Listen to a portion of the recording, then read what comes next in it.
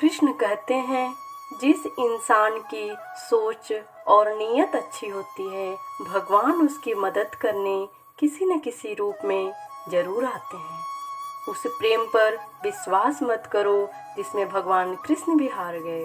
उस मित्रता पर गर्व करो जिसमें गरीब सुदामा भी जीत गए। परमात्मा सभी को एक मिट्टी से बनाता है, बस फर्क इतना है कि कोई बाहर से खूबसूरत होता है तो कोई भीतर से।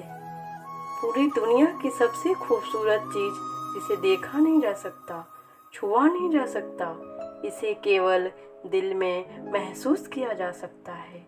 हे अर्जुन, सदैव संदेह करने वाले व्यक्ति के लिए प्रसन्नता न इस लोक में है ना ही कहीं और। एक उपहार तब पवित्र होता है जब वह दिल से सही व्यक्ति को सही समय पर और सही जगह पर दिया जाता है, और जब हम बदले में कुछ भी उम्मीद नहीं करते।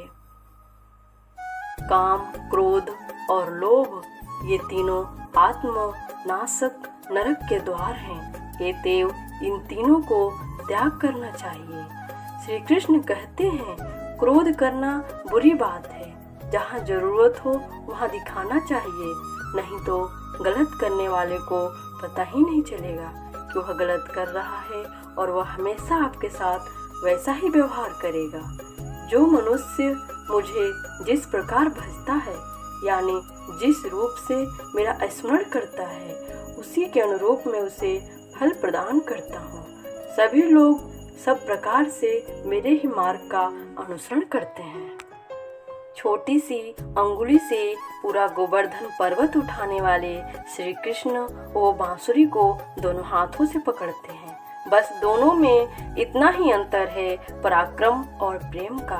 आपसी संबंधों में पराक्रम नहीं, प्रेम दिखाइए। जो होने वाला है वो होकर ही रहता है, और जो नहीं होने वाला है वह कभी नहीं होता। ऐसा निश्चय जिनकी बुद्धि में होता है, उन्हें चिंता कभी नहीं सताती। अकेले खड़े रहने का साहस रखें। दुनिया नया ज्ञान रोज देती, और हाँ, हमारे दुखी होने पर उपहास उड़ाती, हमारे सुखी होने पर उसको जलन होती, लेकिन साथ कभी नहीं देती। गीता में लिखा है, जब इंसान की जरूरत बदल जाती है तब इंसान के बात करने का तरीका बदल जाता है। हमारी उदासी हर कोई नहीं समझ सकता, क्योंकि हम किसी से मिलने से पहले ही मुस्कुरा देते हैं।